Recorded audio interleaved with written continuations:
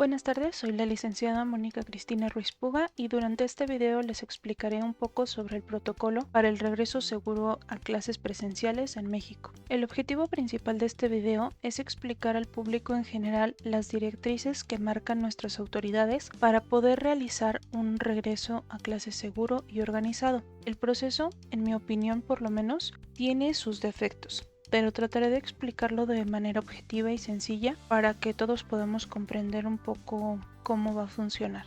Cualquier duda que tengan pueden escribirme en los comentarios y si tengo la respuesta con todo gusto les ayudaré.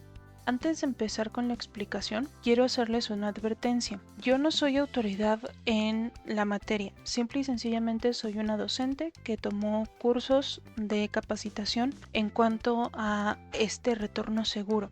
El video se hace con la finalidad, como les mencionaba, de explicar al público en general este plan de retorno seguro que creó la SEP en conjunto con las principales autoridades en materia de salubridad en el país. Por lo tanto, yo no me responsabilizo por su implementación, consecuencias, idoneidad o posibles cambios o modificaciones en su implementación. Como les mencionaba, yo tomé 2 cursos de capacitación para esta parte del retorno seguro, uno en educación media superior y el otro para educación básica.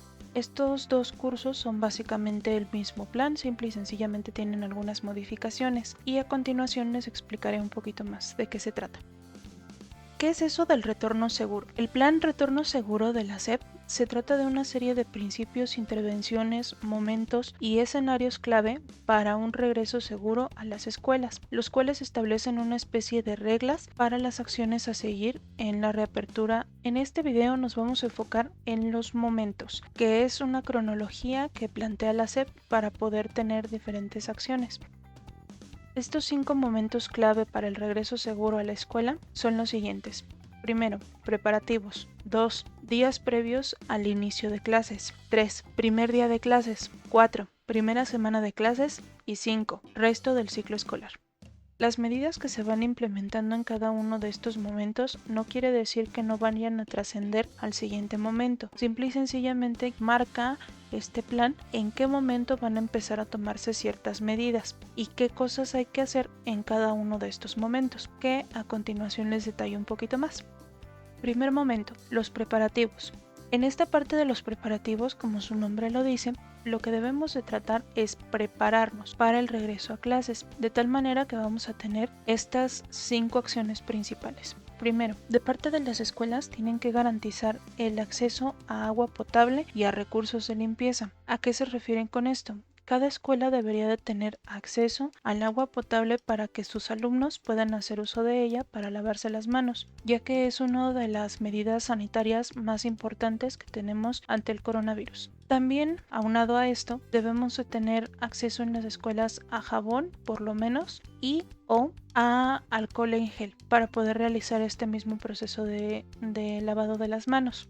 Segunda acción, limpieza y desinfección de las instalaciones. Cada escuela, antes de que se empiecen las clases presenciales, tiene que hacer una limpieza y desinfección completa de toda la escuela, absolutamente todas las instalaciones, ya que no sabemos quiénes han entrado a la escuela y en qué condiciones. Por lo tanto, para tener un mejor control y seguridad de los alumnos, hay que hacer una limpieza y desinfección completa. Tercera acción, reactivar comités participativos de salud escolar. Con esto nos referimos a reinstalar los comités que ya se tenían formados. En cada escuela hay monitores o sistemas de monitoreo en cuanto a la salud de los alumnos. Para quienes me estén escuchando y que sean alumnos de las escuelas, probablemente recordarán que hubo algún momento en el que los llevaron a la enfermería de la escuela y los pesaron, los midieron y les preguntaron si tenían alguna enfermedad o algún padecimiento que hubiera que tomar en cuenta para su expediente escolar. Este sistema es un comité de salud escolar y lo que hacen o el objetivo de este tipo de acciones es ubicar a las personas que tengan algún tipo de riesgo para poder tenerlos en consideración y que si llega a pasar algo dentro de la escuela, saber cómo atenderlos. En el caso en específico de la pandemia que estamos viviendo, esto es muy importante porque si tenemos alguna persona que esté en una situación de riesgo con alguna comorbilidad que pueda ser agravante del COVID-19, hay que reportarlo de manera inmediata para que las autoridades educativas lo tomen en cuenta y que tratemos de proteger lo mejor posible a esta persona. Cuarta acción: preparación para la sana distancia. Cada escuela tiene que establecer un señalamiento del tráfico de gente que va a tener dentro de la escuela. Es decir, en el piso se va a marcar con cinta de colores por dónde tienen que transitar las personas que van y por dónde las personas que vienen, de tal manera que establezcamos un flujo de personas que permitan la sana distancia. Esta sana distancia la hemos entendido normalmente a lo largo de la pandemia como 1,5 metros entre persona y persona. Sin embargo, en las escuelas, dentro de este plan de retorno seguro, se prevé que por lo menos sea 1 metro el que haya siempre de distanciamiento entre una persona y la otra en cualquier dirección. Esto no nada más quiere decir que se nos van a señalar los pasillos y por dónde tenemos que circular en las áreas comunes. También se nos va a indicar cuáles van a ser nuestros lugares de trabajo. Es decir, como docentes vamos a tener asignado a qué lugares podemos ir y a cuáles no. Y como alumnos también se les va a asignar un lugar dentro de su salón de clases a donde deberán llegar y permanecer ahí durante su jornada escolar. Además, se va a hacer la señalización y el plan para distribuir los recesos de tal manera que no haya aglomeraciones en zonas comunes. Quinta acción: organizar actividades pedagógicas. Para los colegas docentes que estén escuchando esto, desafortunadamente no les puedo dar mucha información sobre estas actividades pedagógicas. Dentro de lo que son los cursos que oferta la SEP para el retorno seguro, solamente plantean que hay que tener mucho cuidado y mucha atención con la parte socioemocional de los alumnos, tomando en consideración todas las circunstancias que pudieron vivir durante la pandemia. Sin embargo, también menciona que hay que tomar en cuenta los diferentes escenarios que se pueden plantear. Pese a lo que han mencionado las autoridades en las noticias más recientes, en el plan de retorno seguro se especifica que las escuelas únicamente podrán estar abiertas mientras se tenga el semáforo de riesgo epidemiológico en color verde. Esto quiere decir que si ese riesgo epidemiológico sube o se modifica, pueden cambiar las condiciones en las que vamos a operar. Por lo tanto, esto hay que tenerlo en consideración. Es decir, en pocas palabras, sí podemos regresar a las clases en línea aunque ya nos hayan abierto las escuelas. Y hay que considerar entonces qué vamos a hacer en caso de que eso ocurra. En los cursos, en ambos, en esta parte de organizar las actividades pedagógicas, simple y sencillamente se menciona que cada entidad va a designar a partir de sus autoridades locales, educativas, cómo se van a organizar estas actividades pedagógicas. Sin embargo, por lo menos que yo sepa, hasta el momento no se ha hecho, por lo tanto no les puedo hablar mucho al respecto. Segundo momento: días previos al inicio de clases. En este caso, en los días previos al inicio de clases, se va a hacer algo similar a lo que estoy haciendo en este video. Es decir, se va a informar a la comunidad escolar sobre las medidas que hay que tener para el regreso a clases, enfatizando sobre todo en los filtros de corresponsabilidad, de los cuales hablaremos a continuación, las medidas preventivas y de higiene en el entorno escolar, de las cuales también hablaremos, y por último, ¿qué va a pasar cuando haya casos sospechosos o confirmados de COVID-19 en las escuelas? Esta información no necesita forzosamente darse de manera presencial. Es posible que en algunas escuelas se organicen para hacerlo de manera virtual. Tercer momento: el primer día de clases. Aquí es donde empieza la parte operativa importante de este plan, que son los filtros de corresponsabilidad. ¿Qué quiere decir con esto o de qué se tratan estos filtros? Antes de meternos a la información que tenemos en pantalla, les explico por qué los filtros de corresponsabilidad. Esto viene de una explicación muy sencilla.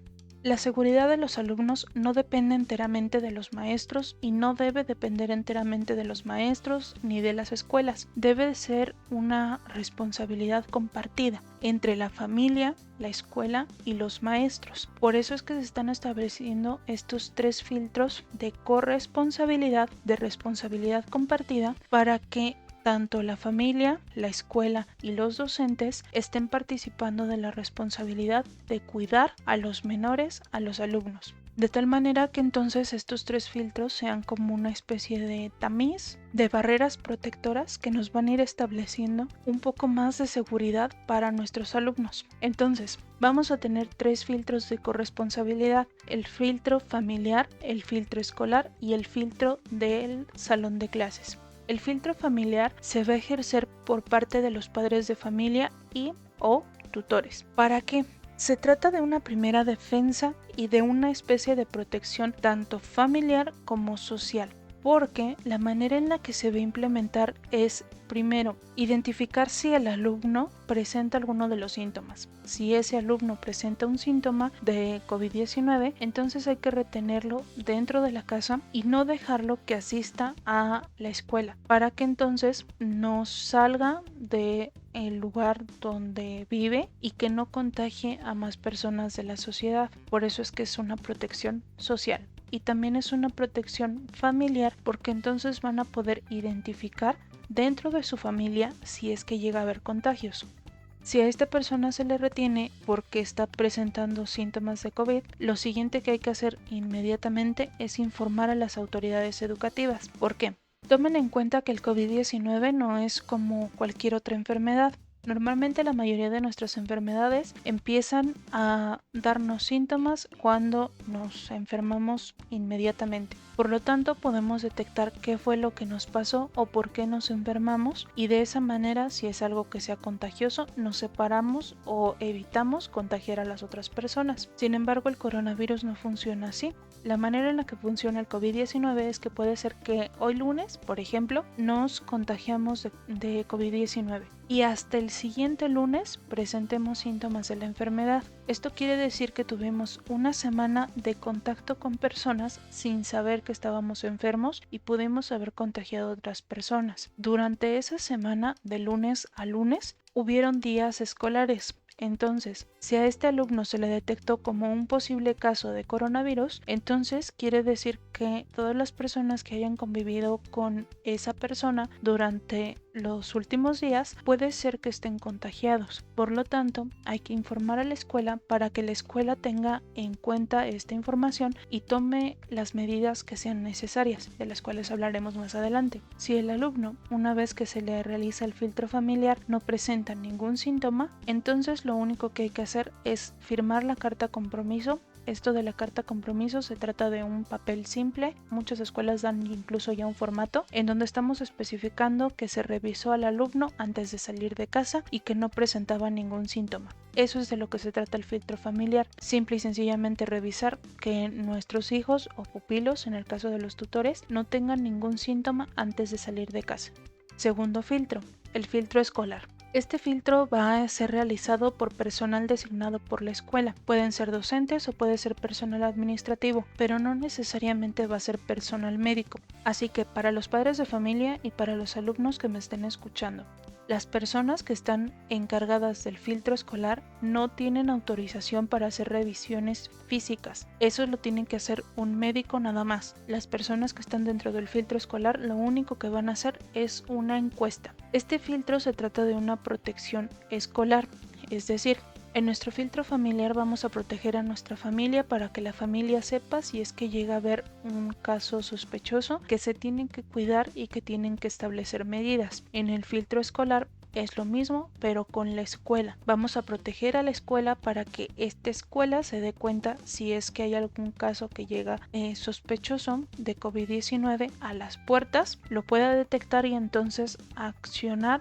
en consecuencia. La manera en la que vamos a proceder dentro de este filtro escolar es la siguiente. Primero, el personal designado para este filtro escolar lo que tiene que hacer es establecer, antes que nada, una fila ordenada en la que se respete la sana distancia. Segundo, cuando vayan avanzando las personas y que vayan pasando hacia el filtro escolar, se tiene que presentar la persona que está designada al filtro escolar. Una vez que se hace la presentación, se hace una breve encuesta en la que se le va a preguntar a la persona sobre los síntomas principales del COVID-19, que son las siguientes preguntas. 1. ¿Has tenido fiebre? 2. ¿Has tenido tos? 3. ¿Tienes dolor de cabeza? 4. ¿Tienes dificultades para respirar? Si a todas estas preguntas el alumno contesta que no, de todas maneras se le tiene que seguir al siguiente paso, que es la toma de temperatura, revisar su carta compromiso y asegurarnos que el cubrebocas está bien colocado. Para que un cubrebocas esté bien colocado, tiene que cubrir nariz, boca y mentón. Una vez que se haya hecho esta revisión, la persona que esté designada al filtro escolar tiene que asegurarse que el alumno se lave las manos o utilice el alcohol en gel para desinfectarse. Tercer filtro. El filtro en salón de clases. Este filtro corresponde a los docentes y se trata de una protección grupal. Supongamos que un alumno realmente no realizó su filtro familiar porque a lo mejor sus papás estuvieron muy ocupados o porque tuvieron algún problema en la mañana que ya no les permitió realizar el filtro, pero de todas maneras lo mandaron a la escuela. Una vez que estuvo en el filtro escolar, dentro de ese filtro escolar no presentó ningún síntoma, los presentó hasta después en el día. Entonces resulta que ya pasó los dos filtros, pero esa persona sí tiene síntomas y sí podría estar enfermo. Entonces es cuando aplicamos el filtro en salón de clases. Este va a ser como un filtro más permanente, porque como docentes vamos a tener dentro de nuestras obligaciones el estar vigilando que no haya presencia de síntomas. En un momento hablaremos de qué pasa si se presentan síntomas, pero a grandes rasgos este filtro en el salón de clases, la manera en la que se va a ejercer es que el docente esté atento a la presencia de síntomas y a través de realizar una pregunta clave. Simple y sencillamente hay que preguntarle a todos los alumnos que tengamos en el aula cómo se sienten, para que en caso de que alguno de los alumnos se sienta mal, pues nos lo reporten y no podamos atender de manera inmediata. Además hay que tratar de tener atención con los alumnos en cuanto a sus dudas e inquietudes respecto a la pandemia y también dentro de esta parte hay que tomar mucho en consideración la parte socioemocional y ser un poquito empáticos con las situaciones que están viviendo. Ahora sí, ya lo mencioné mucho, pero ¿qué es un caso sospechoso? Las autoridades de salubridad consideran un caso sospechoso el que presenta uno de los síntomas principales y por lo menos uno o dos de los síntomas secundarios. Los síntomas principales del COVID-19 son tos, fiebre, dolor de cabeza y dificultad respiratoria. Los síntomas secundarios son dolor muscular, dolor articular, ardor o dolor de garganta, escalofríos, dolor torácico, es decir, en el pecho, escurrimiento nasal, pérdida de olfato y o gusto y tener los ojos irritados o rojos. Entonces, para que un caso sea considerado como sospechoso, tiene que tener por lo menos uno de los síntomas principales, que son los que tenemos en pantalla del lado izquierdo, y por lo menos uno o dos de los síntomas secundarios, que son los que están del lado derecho. Ahora, ¿qué pasa con los casos sospechosos? Si este caso sospechoso se detecta dentro del filtro familiar, lo primero que hay que hacer es no enviarlos a la escuela, por nada del mundo. De hecho, retenerlos en casa, que no salgan ya para nada. Y hay que avisar inmediatamente también a la escuela para que se tomen las medidas que sean necesarias. Como les mencionaba, esta enfermedad puede ser que ya estemos contagiados y que nos demos cuenta o tengamos síntomas hasta días o incluso una semana después. Por lo tanto, hay que avisar inmediatamente a la escuela para que tomen sus medidas necesarias y que puedan prevenir otros contagios. Tercero, hay que acudir al servicio médico. Puede ser que esto sí lo dejemos un poquito para después, sobre todo si no son síntomas muy graves como la falta o la dificultad para respirar, pero si son síntomas leves podemos dejarlo para un poquito después. Pero sí es muy importante que se acuda al servicio médico y el servicio médico o el doctor nos va a decir si tenemos que realizar el aislamiento o no. Este aislamiento por COVID-19 normalmente es de 14 días. Si el caso sospechoso se detecta dentro del filtro escolar o del filtro de salón de clases, lo que hay que hacer como docentes o como personal designado al filtro escolar es, primero, separar al alumno de sus compañeros y docentes. Esto para que no haya una cadena de contagios. Segundo, explicarle al alumno con respeto y con empatía por qué se le está separando. Este plan tomen en cuenta que no es nada más para chicos o para adolescentes que estén en bachillerato, sino que también aplica para niños pequeños y por lo tanto, sobre todo para ellos, es muy importante explicarles por qué están pasando las cosas y que podamos hacerlos comprender que no es que hayan hecho algo malo y que no se les está castigando, sino que es una medida de seguridad para ellos mismos y para sus compañeros. Tercero, hay que resguardar al alumno en un espacio seguro. Dentro de este plan de retorno seguro incluso nos mencionan que las escuelas tienen que destinar un lugar en donde el alumno se pueda resguardar bajo techo. ¿Por qué? Como no sabemos en qué condiciones climáticas vayamos a estar operando, entonces puede ser que durante ese tiempo que lo tengamos en resguardo empiece a llover o que haya alguna condición climatológica que haga que el alumno se sienta incluso peor de lo que ya se siente por los síntomas que presenta. Por lo tanto, hay que tratar que el espacio donde se ponga el alumno sea un lugar sí aislado, pero que sea seguro para ese alumno. En este espacio, una de las responsabilidades también de parte de las escuelas, que aquí es una de las diferencias que hay entre el curso de media superior y educación básica, es que las escuelas tienen que tratar de que en este espacio haya algo con lo que los alumnos se entretengan. Para los alumnos de bachillerato en esta parte no hay mucho problema porque ellos normalmente comprenden por qué se les está separando. En cambio, para un niño hay que tratar de entretenerlo con algo porque si no va a ser un niño que se va a aburrir, que se va a inquietar y va a buscar salirse de ese lugar. Y hay que tomar en consideración que si es un caso sospechoso no puede tener contacto con nadie más para no arriesgar a ninguna otra persona y esperar a el siguiente punto, que es dar aviso inmediatamente a sus padres o tutores para que sus padres o tutores pasen por el alumno a la escuela, lo recojan y se lo lleven para atención médica.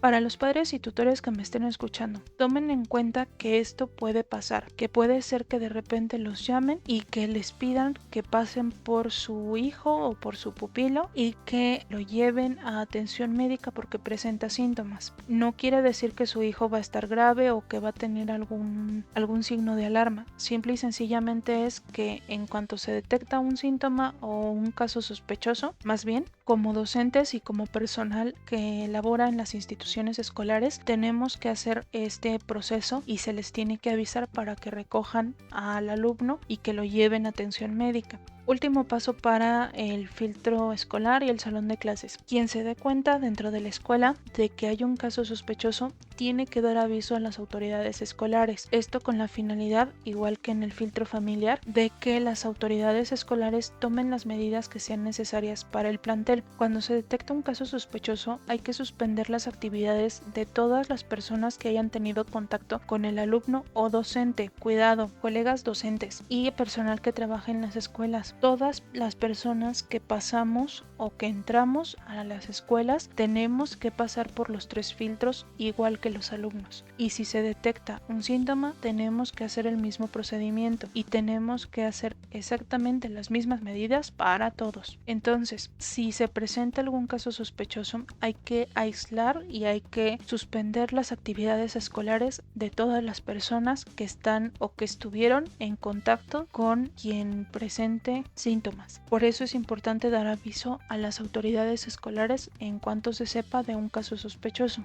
Aquí quiero hacer un breve paréntesis de lo que se va a hacer en las escuelas y lo de los padres de familia y todo esto que les estoy explicando para explicarles cómo va a ser la atención médica. Esta atención médica, pues obviamente como en cualquier caso de cualquier enfermedad, lo primero que va a hacer el doctor es confirmar los síntomas, es decir, revisar que realmente este alumno o este maestro realmente tenga fiebre, que realmente tenga alguna señal física de síntomas, revisar qué tan graves o qué tan leves son estos síntomas para poder emitir un diagnóstico. Pero aquí hay que pedirle al médico que nos atienda, si es que resultamos ser un caso sospechoso, que nos expidan un comprobante médico de nuestro diagnóstico, en donde se mencione que somos un caso sospechoso de COVID, porque este comprobante médico va a ser lo que nos va a funcionar como justificante. En este comprobante médico nada más se tiene que especificar que somos un caso sospechoso y que se recomienda el aislamiento y que se va a proceder a hacer la prueba.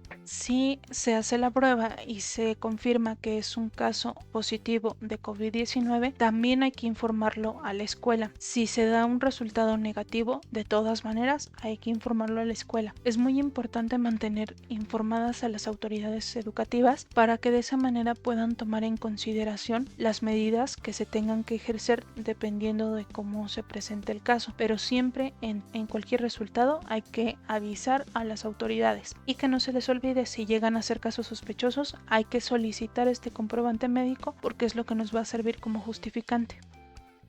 Cuarto momento, la primera semana de clases. Antes de empezar a explicarles este momento, quiero explicarles que los filtros de corresponsabilidad se van a empezar a desarrollar a partir del primer día de clases, pero no quiere decir que nada más se van a hacer ese primer día. Se van a seguir presentando todos los días que estemos en clases presenciales. Entonces, esta primera semana de clases más que nada va enfocado este momento hacia los docentes, porque al regresar a clases es fundamental que el personal directivo, docente, de apoyo y asistencia a la educación, así como los escolares, es decir, los alumnos, adopten de manera permanente las medidas de higiene y aseguren su cumplimiento en todo momento. Es decir, vamos a tener dos tipos de medidas, que son las personales y las escolares. Las medidas personales es que nos acostumbremos a mantener los hábitos de higiene, es decir, el lavado de manos, portar correctamente el cubrebocas y asegurarnos de mantener limpias nuestras áreas de trabajo. Aquí una sugerencia para los padres de familia y alumnos que me estén escuchando.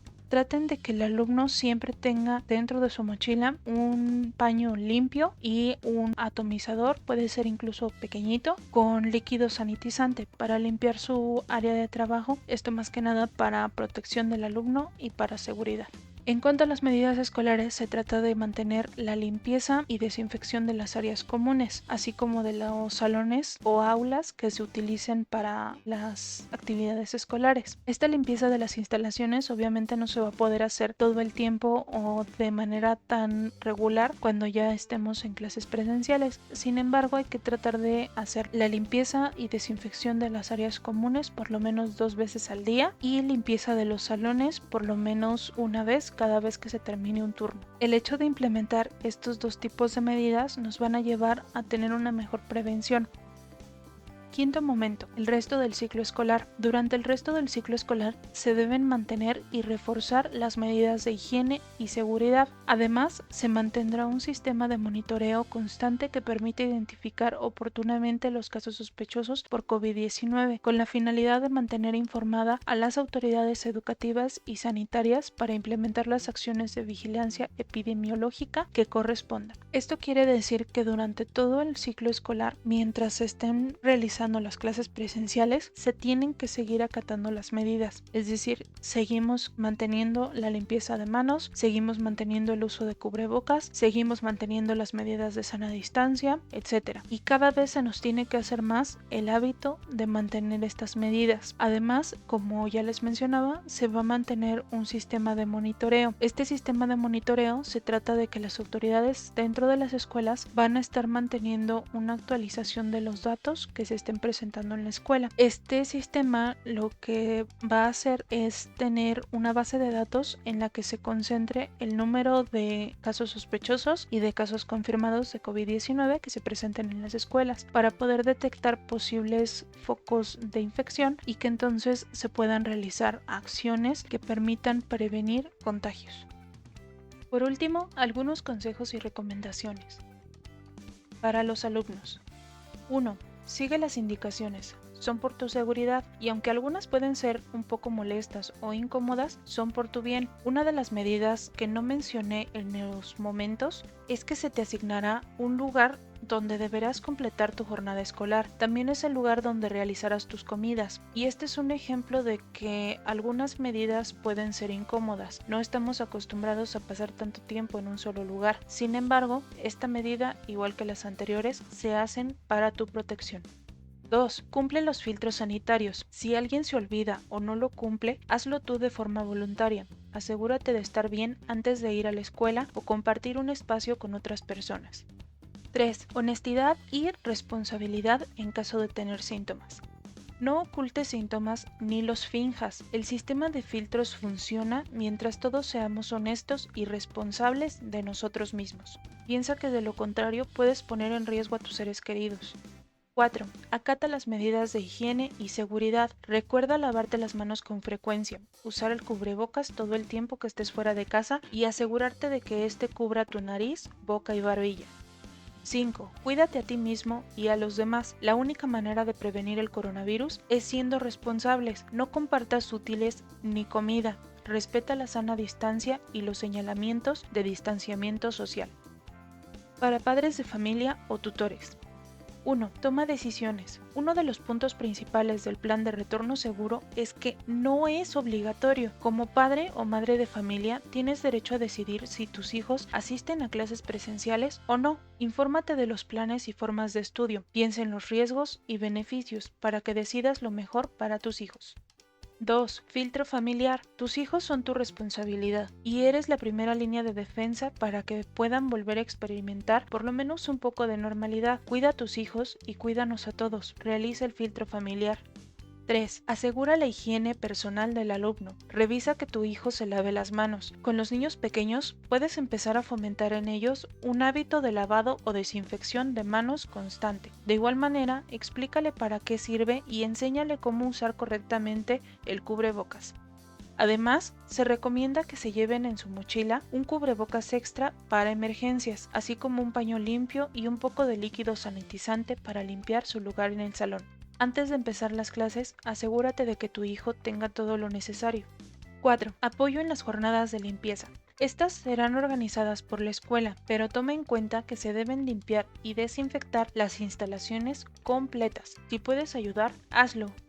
5. Comprensión y atención de alumnos con síntomas. En caso de que se enfermen, sé tolerante. Nadie quiere que tus hijos se enfermen. Si llega a pasar, sigue el protocolo, cuida a tus hijos y asegúrate de que reciban atención médica. 6. Honestidad y responsabilidad. Igual que los alumnos, si sabes que tu hijo o hija tiene síntomas de COVID, infórmalo y sigue las medidas previstas. Para docentes. 1. Capacítate. En la descripción tendrás el enlace a los 2 cursos que tomé para preparar este video, para que veas el plan completo. 2. En la medida de tus posibilidades, apoya en las jornadas de limpieza. 3. Cumple y haz cumplir los filtros sanitarios. Todas las personas que ingresen a la escuela deben cumplir con los filtros de corresponsabilidad. 4. Cumple y haz cumplir las medidas sanitarias. Todos estamos en riesgo y todos debemos cuidarnos, no solo los alumnos. 5. Infórmate sobre los síntomas y variantes nuevas del COVID-19 para que puedas identificarlos en caso de que se presenten en tu salón de clases y que puedas apoyar a tus alumnos con las dudas que tengan. 6. Empatía y comprensión. Toma en cuenta que tus alumnos tuvieron más de un año de aislamiento. Puede ser que les cueste readaptarse a la vida escolar. Ayúdalos en la medida de tus posibilidades. 7. Adáptate y prevé los posibles escenarios. Pese a lo que se menciona últimamente en las noticias nacionales, el plan de retorno seguro menciona que las escuelas solo se abrirán cuando el semáforo epidemiológico esté en color verde. Si esto cambia o hay casos confirmados de COVID-19 en el plantel, pueden cerrar la escuela. Prepara alternativas para el caso de que sea así. Por último, no olvides seguir las indicaciones de las autoridades escolares e infórmate sobre los detalles del regreso a clases presenciales. Para finalizar, quiero recordarles que yo no soy responsable por las medidas que se contemplan en este plan. En mi opinión, hay varios errores y falta de consideración a las condiciones y forma de ser de los alumnos, pero quise hacer este video para explicarles un poco de lo que la Secretaría de Educación Pública y las autoridades en materia de salubridad tienen planeado para volver a las aulas. Por mi parte es todo por el video de hoy. Les recuerdo que si tienen alguna duda pueden dejarla en comentarios y trataré de ayudarlos con lo que pueda. Muchas gracias por escucharme y hasta luego.